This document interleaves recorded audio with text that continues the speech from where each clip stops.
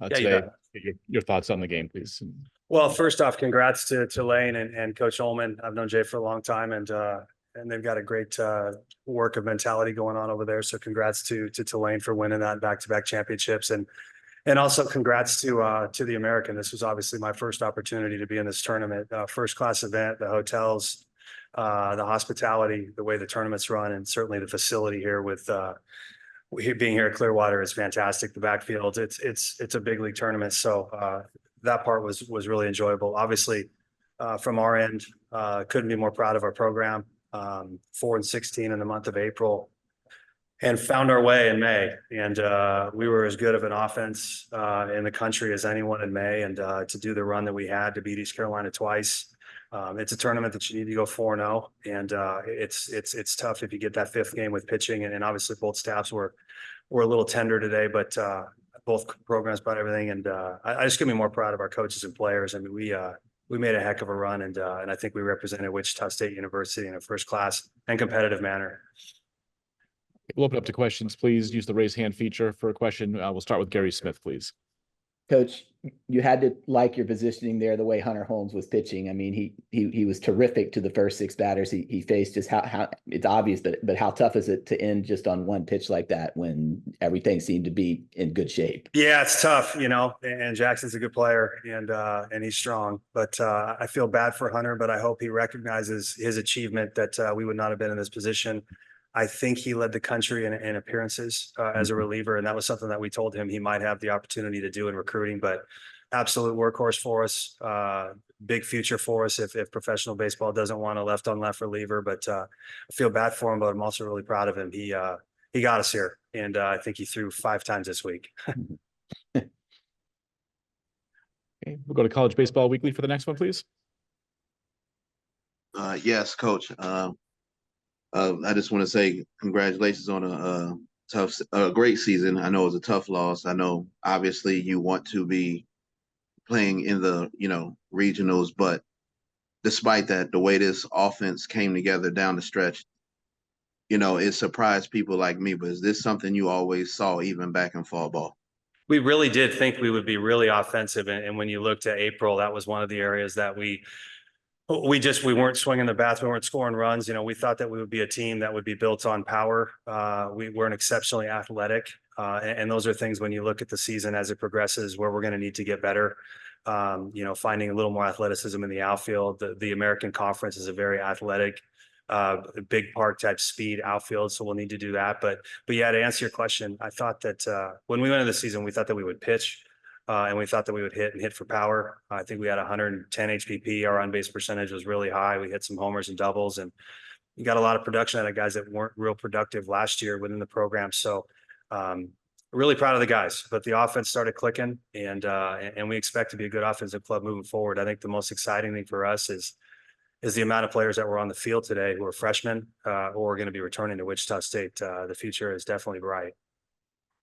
Appreciate the time, Coach. I was very excited watching this tournament. Thank you very much. Appreciate that. Okay, next one, we'll go to Brandon Zenner, please, KWCH. Hey, Coach, when you just kind of look at what you guys were able to do over the last month, and then especially this week, and as you just alluded to, all the freshmen and the returning talent that you're going to have, what can this do for the excitement around this program going forward and filling up ECK?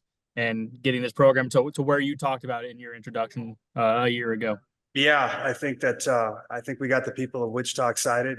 I didn't know that, but we had gone further than Wichita State had ever gone in the American Athletic Conference tournament. So that's exciting. I know that we've got some belief in the fans, and we said that all along. We were going to do a really good job to get out in the community, put a competitive product on the field, but most importantly, we knew that we were going to have to prove it to the fans that we could actually win. And then we weren't just all talk. Nobody knew who we were, and the players did that. So really excited about where we're going. Obviously, it's a tough one. I was really emotional last night, just sitting back and thinking about what we did and getting to this spot that we were playing for a championship in our first year. I just couldn't be more proud of our players and our coaching staff and our administration. It's a pretty emotional time right now, but a special time. I think we're definitely heading in the right direction, and I think our fans are seeing that as well. And just what are you going to take away most from your first season in Wichita? Well, I think we found the way that we would like to play. just in terms of the mentality that we would like to play, that we'd like to have an identity of offense and strength and toughness. And then there's a lot of takeaways as you go through the season in terms of, where we need to plug holes. But I think the factors of culture, of togetherness, of team, I think that stood out. If you're a fan here, you could see that from Wichita State. Those are things that I think our program found out that that's the way that we have to be successful. And we've got a lot of players returning. So lots of takeaways for the year, but I'm proud as hell to be the head coach here, and I'm proud of our players, and I'm proud of the support that we received in year one. So off to summer recruiting after we take a blow here, and get back to work and see if we can get a better product on the field next year. Thanks for the time and congrats on the great run. Thank you very much. It's time for one or two more. We'll go to Jacob Unruh, please. Hey, Coach. You mentioned earlier that this was, out of all of your year ones, a team that adapted to the culture the quickest, the best way. What does a run like this do to help kind of establish that culture, and what did you kind of see from the team in that regard during this tournament run? Yeah, I'm really glad you asked that because our kids got an opportunity to.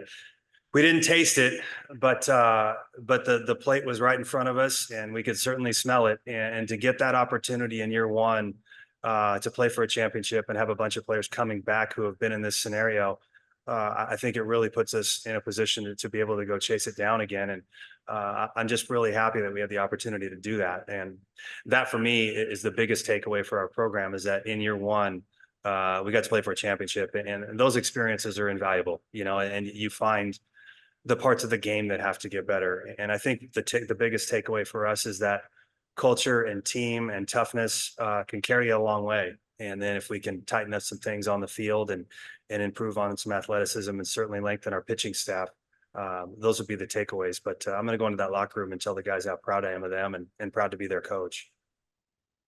Appreciate it, Coach. Coach, thanks so much for giving us the time today and also this week. And Thank you. Congratulations on a great first year. Thanks very much. Thank you.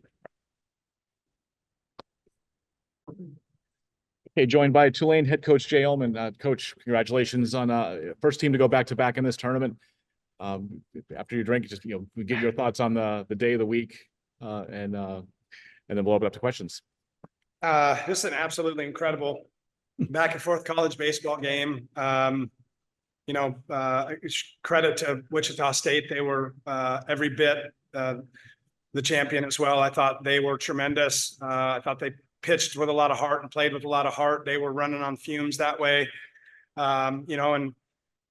Pretty ironic that the way the game ended was the seeding that ended up turning us into the 3 seed and them the 4 seed, which allowed us to be in this spot, the home team. And we got to walk it off with Jackson Lynn's 2-strike, 2-out homer. So pretty cool. Okay, we'll go to questions. We can start with Gary Smith, please. Hunter Holmes had it going there. He pretty much retired 6 straight guys pretty easily since he came in the game. Just how nice is it to have a 9-hole hitter like Jackson Lynn? If he makes one mistake and bang, the game is over just like that. It's just wherever he hits, it's just nice to have him back. Before we came on this journey this year, I said to him, it's going to be awesome to watch you participate this year instead of being a good teammate on the bench. And it turns into a tournament MVP. So pretty electric and exciting for him, obviously us. It was funny on the bus before the game. One of the things I told them was we weren't going to subscribe to the hero ball. We were going to play wave ball.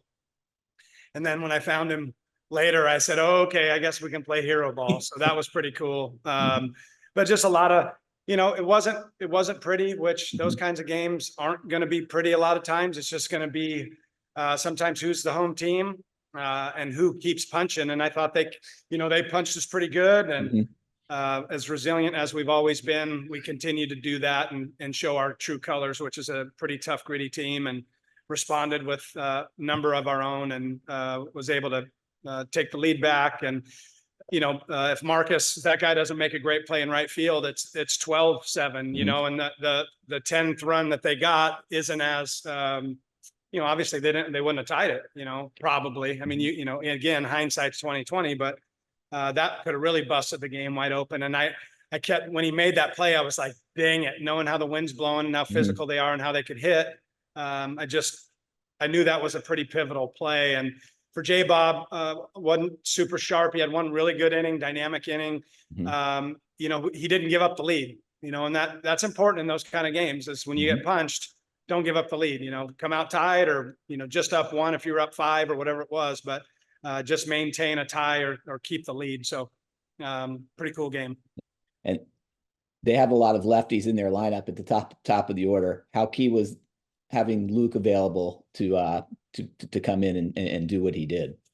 Really cool. You know, there's a Friday guy that all he does is win, even though his record might not support that notion. I think when he pitches, we win typically. So to be able to have him short rested, but knowing we could probably take a little spin, you know, I got him maybe yesterday, the day before, and said, how you feel? He goes, well, I'm working to get in there to get 50 pitches. And he came out and it was coming out good. And I was like, oh, okay. He's feeling froggy. You know, he felt good. The fastball had life. The breaking balls were sharp. Change was good.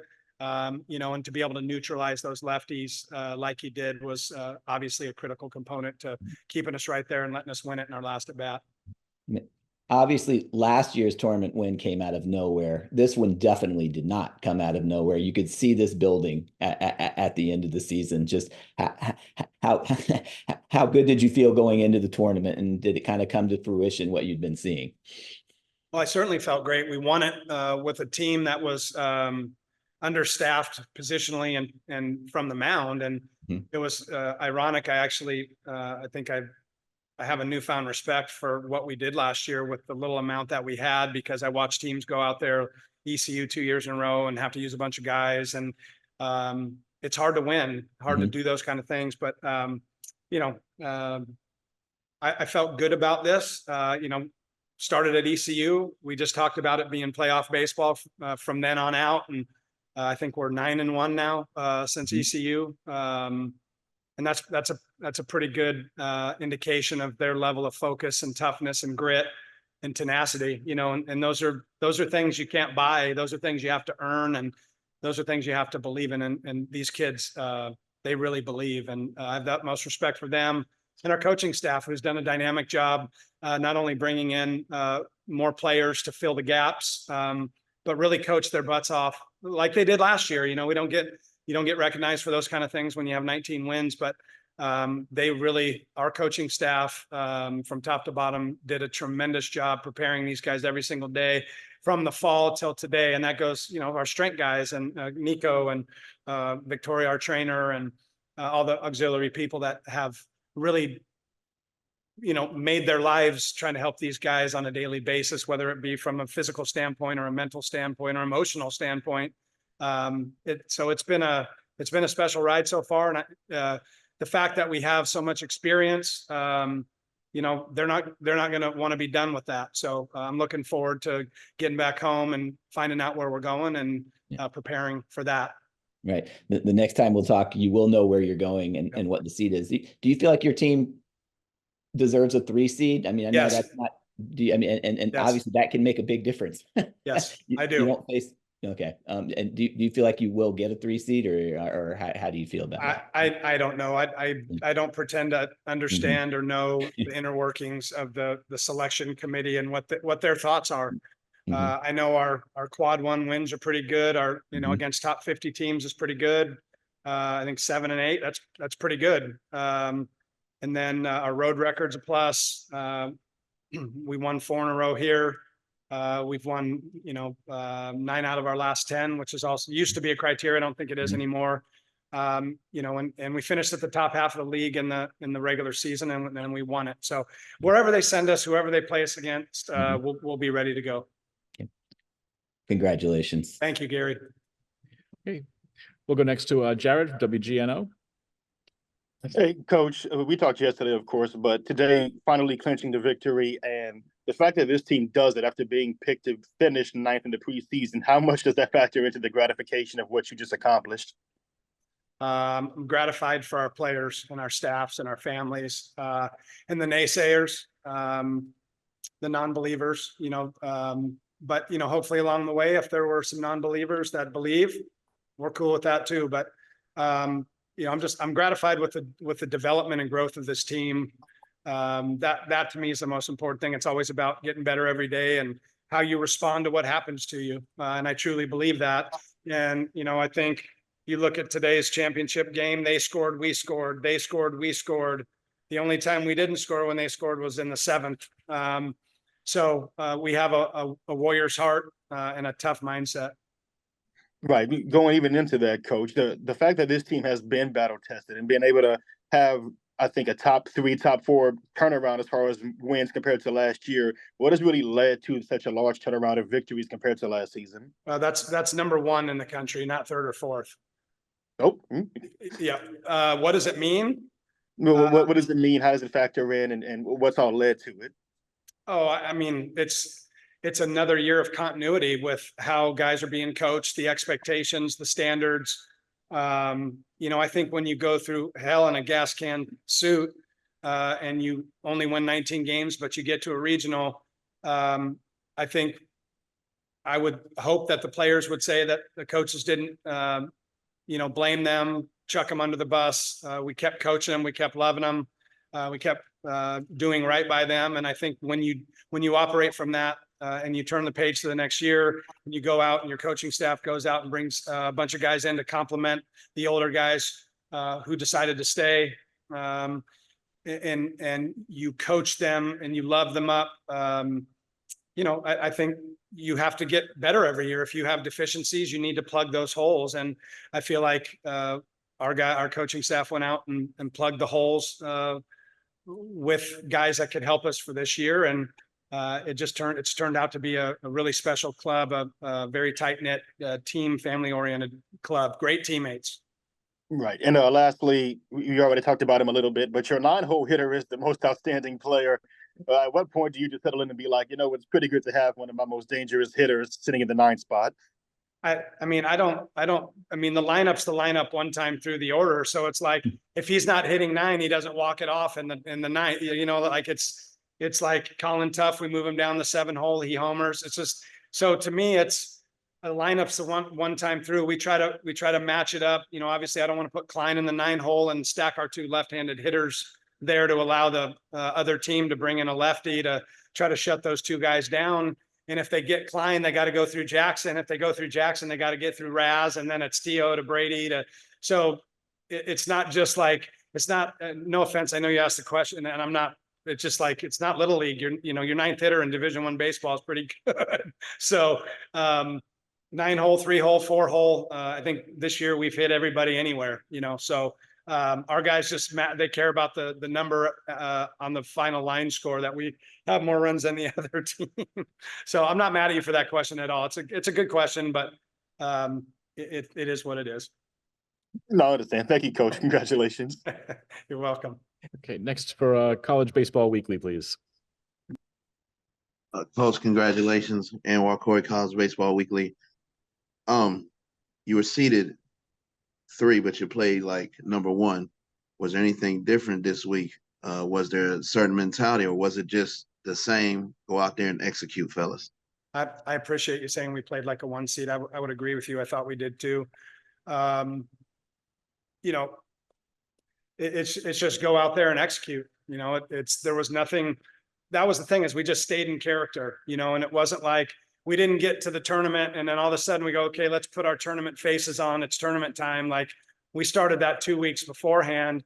And then when you have a nucleus of guys, you know, Gavin and T.O. and Jackson, even though he didn't play last year here, and you had Chandler, and you have Lombardi, pieces that are comfortable with his environment. I've said it. I said it last year and I said it this year. You know, there's something about certain places. If you've had success at a certain ballpark, or you've had success against a certain team, there's an underlying feeling and mentality in there that good things happen, you know, and I think when you have that kind of, those good vibes and that positive aura, I think a lot of special things can show up, and they've showed up 2 years in a row here in Clearwater. Appreciate the time, Coach. I can't wait to see where you guys go in the regionals. Best of luck. Thank you. Coach, thanks for your time today and this week, and congratulations again. Thanks, you guys. Appreciate it. We'll bring in the student athletes here. Appreciate that. Thank you. Whoever's ready.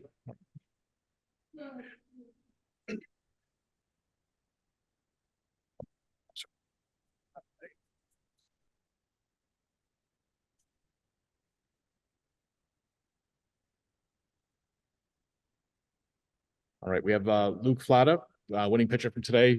Fire away with questions. Go ahead. We'll start with Gary, please. Yeah. Luke, Coach Ullman said that he could tell you had it right away. You pitched Thursday. How good did you feel going in there? And obviously that was a massively important situation.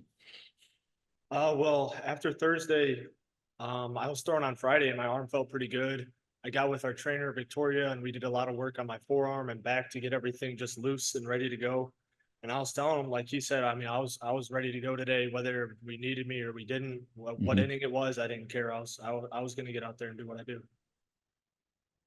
How good a feeling? Obviously, you didn't know Jackson was going to get the home run, but how good did you feel walking off the mound in the ninth inning with the offense you guys have, knowing all it would take would be one run to walk it off? Not just me, but everybody in the dugout. Everybody was saying we're not going back out on defense. It didn't matter if we had 2 outs. We scored 7 runs with 2 outs before in the ninth or whatever it was, the 10th. We were all confident. We knew something was going to happen.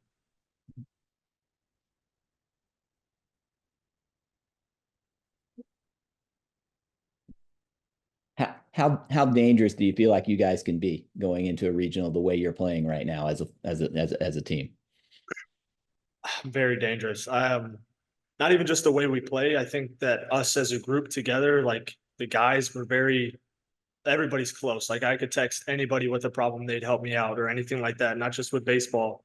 So like, like every single person that jogs onto that field, whether it's from the bullpen or from the dugout, we all got confidence behind them and trust. So I think that can go a long way for us. Thank you.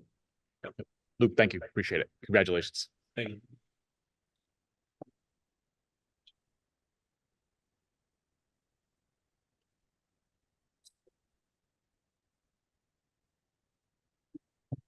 Okay, now joined by Jackson Lynn, again, tournament most outstanding player, 2 for 4 today, including the game-ending home run.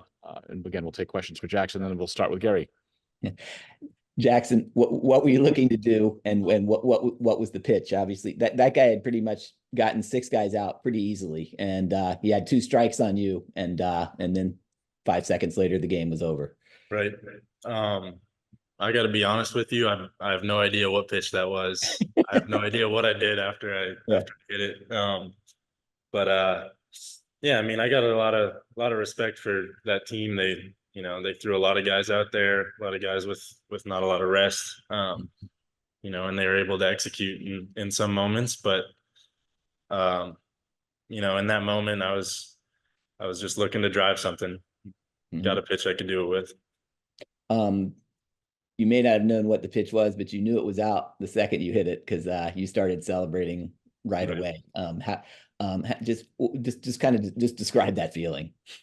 Yeah, I mean, hitting a home run is a great feeling, but walking it off that's I don't know, it's hard to describe, I'd say. But it's very much a team effort. I had ups and downs throughout the game. I had a strikeout in 3 pitches first at bat.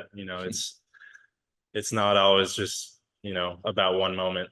And so I had a lot of guys picked me up. A lot of guys did what they could to help put runs on the board and keep it where it was.